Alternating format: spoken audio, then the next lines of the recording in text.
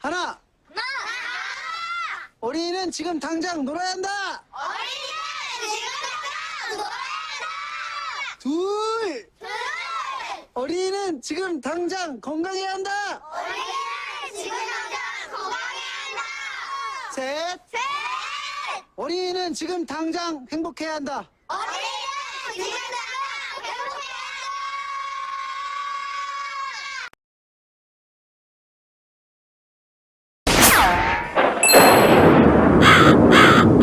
많이 놀라셨죠?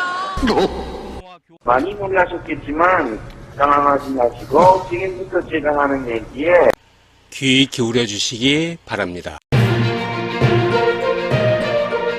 만 5살 초등학교 입학 문제로 지금 온 나라가 시끌시끌합니다. 초, 중 등 교육법 제13조 1항에 6세가 된 날이 속하는 해의 다음 해 3월 1일에 그 자녀 또는 아동을 초등학교에 입학시켜야 한다. 5세가 된 날이 속하는 해의 다음 해 3월 1일에 그 자녀 또는 아동을 초등학교에 입학시켜야 한다. 이렇게 그 의무조항으로 바꾸겠다고 한 데로부터 반발이 오고 있습니다. 정부 입장은 영유아와 초등학교 시기가 성인기보다 교육에 투자했을 때 효과가 16배 나온다는 연구 결과가 있다. 그래서 취약연령 하향 조정은 사회적 약자도 빨리 공교육으로 들어와서 공부할 수 있도록 국가가 책임지겠다고 하는 나름 좋은 취지를 갖고 있어요. 네티즌들 반응을 보면은 이네요.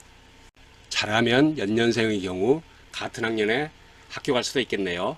와, 학교에선 친구, 집에서는 어쩌나요? 안 그래도 입시나 취업 치열한데 더더 힘들 거고, 보통 학교 가기 전 한글 뗀다 학부모들 사교육하는데 아이나 부모에게 큰 부담감만 주네요.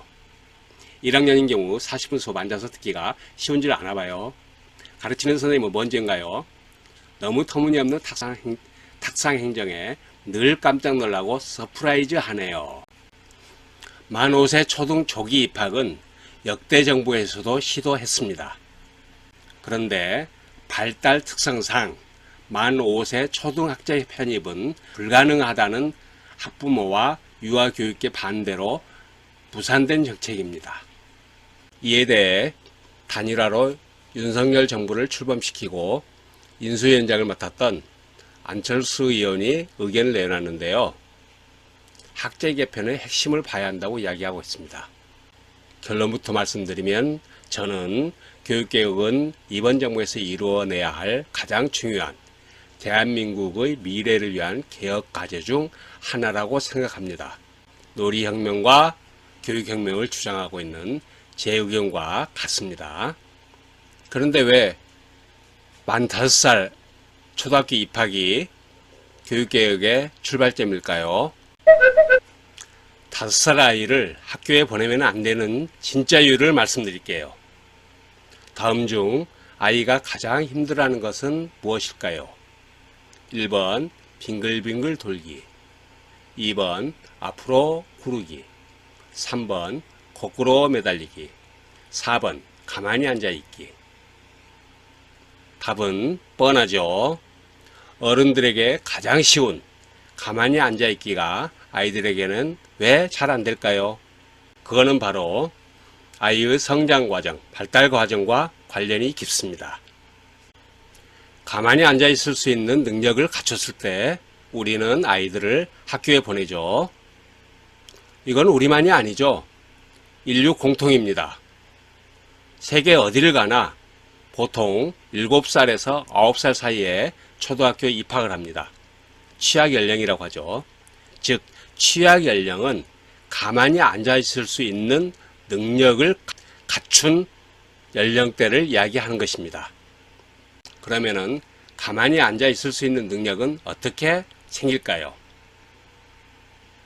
가만히 앉아 있는 훈련을 시킨다고 가능할까요? 전혀 그렇지 않죠. 완전 거꾸로입니다. 완전 반대입니다. 아이들은 방방 뛰면서 방방 뛰어 놀면서 가만히 앉아 있을 수 있는 능력을 키우는 것입니다. 아이들의 발달 순서는 제일 먼저 감각 발달, 그 다음에 운동 발달, 인지 발달 순으로 발달이 됩니다. 제대로 성장하기 위해서는 방방 뛰는 행동, 놀이가 필수적입니다. 가만히 앉아있을 수 있는 능력은 평형 감각, 균형 감각이라고 말씀드렸는데, 전정계, 우리 귀 안에 들어있는 전정계가 충분히 발달되어야지 가만히 앉아있을 수 있는 능력이 생기는 거죠. 이 전정계 발달은 뇌 발달과 직결되어 있습니다. 평형 감각, 균형 감각이 발달된 아이들이 뇌 발달이 잘 되어 있다고 볼 수 있는 겁니다. 아이들은 방방 뛰면서 뇌 발달을 시키고, 그리고 성장판을 자극시켜서 키를 키우고, 공간 감각이라든가 순발력, 살아갈 수 있는 힘을 키우는 거죠.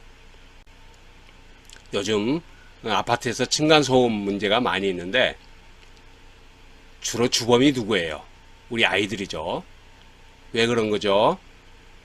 밖에서 충분히 방방 뛰지 못하고 밖에서 충분히 놀지 못하기 때문에 가장 안전한 곳인 엄마 아빠가 지켜주는 집에 와서 방방 뛰다가 층간소음의 주범이 되고 있는 게 한국의, 대한민국의 현실입니다.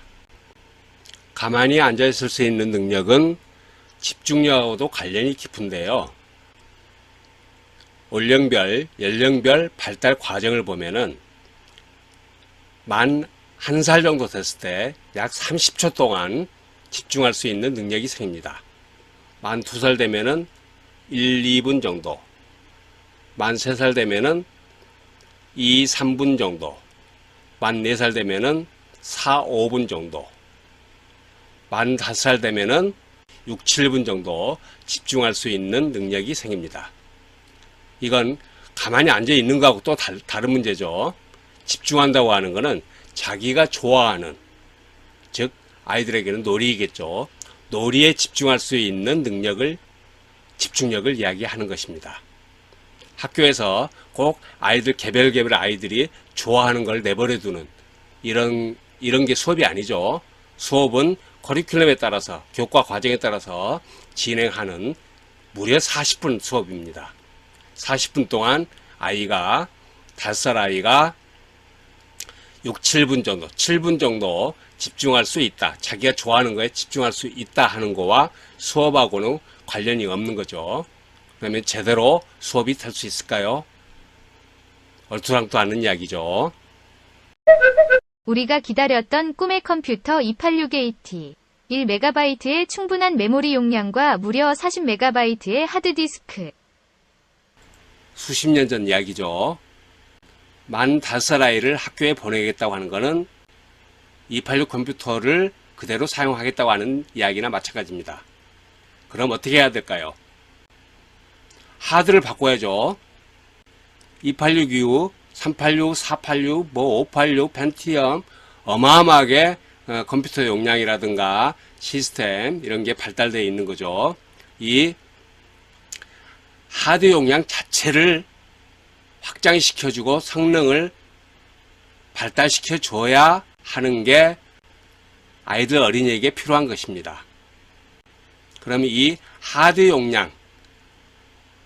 용량을 확장시켜주고 발달시켜주는 것은 뭘까요?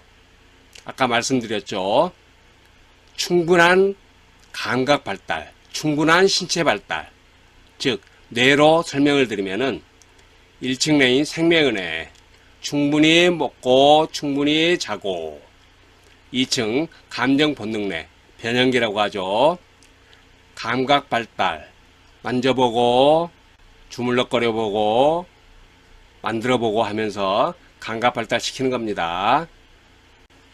1층 뇌, 2층 뇌가 충분히 확장되고 넓어지고 깊어지고 그랬을 때 이 하드 용량이 늘어나는 거지, 일찌감치 학교 보낸다고, 일찌감치 수학 공부 시키고 영어 공부 시킨다고 되는 게 아닙니다.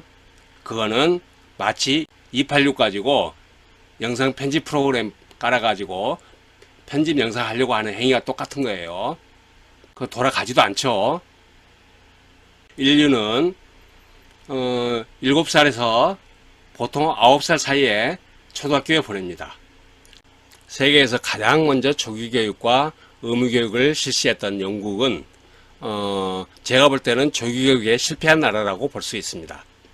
케임브리지 대학의 로빈 알렉산더 교수가 이끈 연구팀에 의하면은 영국은 다른 서방 국가들에 비해 1, 2세 빠른 4살 때부터 공교육을 시작합니다.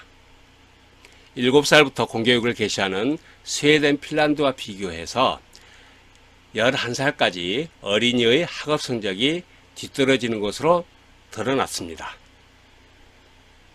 그 다음에 피사, 우리나라 아이들이 1, 2등 하기도 했었죠. 만 15세 국제 학업 성취도 평가를 보면은 핀란드는 시행 후 2000년, 2003년, 2006년 연속 최고점을 받았었죠. 영국은 일찌감치 교육을 시켰는데 하위권입니다. 그래서 2008년 드디어 놀이를 국가 전략 과제로 삼게 되죠. 이 이야기는 만 6세 이전의 형이적인 학습 지도는 효과가 없다, 이 말씀입니다. 영국 하원에 제출된 유럽 지역 아동들의 조기 교육 실태 보고서에 나온 이야기입니다. 엘킨드 박사가 80년대 초반에 쓴 책이에요. 기다리는 부모가 큰 아이를 만든다. 조급해하고 재촉하는 것은 아까 말씀드렸듯이 우리 아이를 286 컴퓨터 그대로 쓰게끔 만드는 행위나 똑같습니다. 세계적으로 많은 학자들, 전문가들이 공부머리가 형성되는 시기를 이야기하는데 약간씩 편차가 있긴 하지만은 7살에서 9살 사이에 공부머리가 형성된다고 이야기를 하고 있습니다. 그거는 뇌과학입니다. 우리가 어길 수 없는 과학입니다. 여러분들이 부러워하는 교육 선진국, 교육 복지국 스웨덴과 핀란드에서는 초등학교 들어가기 전에 연필도 잡지 마라는 소리가 있습니다. 이들 나라에서는 초등학교 저학년 때까지 읽기 쓰기를 가르치지 않습니다. 마지막으로 이에 대한 대안을 몇 가지 생각해 봤어요. 첫 번째 대안, 만 5세 어린이가 지금 문제가 되고 있는 거죠. 만 5세 어린이들이 공교육 혜택을 받을 수 있는 방법을 찾는다. 학교에 보낸다 하더라도 책상이 없는 학교를 만들면 되는 거죠. 그다음에 두 번째, 사회적 합의를 통해서 학제 개편을 한다. 즉 수십 년 동안 그대로 유지하고 있는데 바꿀 필요는 있다고 봐요. 그 다음에 대안 세 번째, 국가교육위원회. 현재 정부 조직, 대통령 산하로 되어 있죠. 정부로부터 독립된 국가교육위원회를 독립기구로 설치해서 중장기적인 과제를 풀어나간다. 이은혜 장관인가요? 똥볼 무려 2번이나 차고 그랬었죠. 박순애 장관은 취임하자마자 똥볼 차는 교육부를 폐지하는 게 맞다고 봅니다. 왜냐하면은 교육부가 있으면 교육개혁, 교육혁명, 놀이혁명 할 수 없습니다. 제 생각입니다.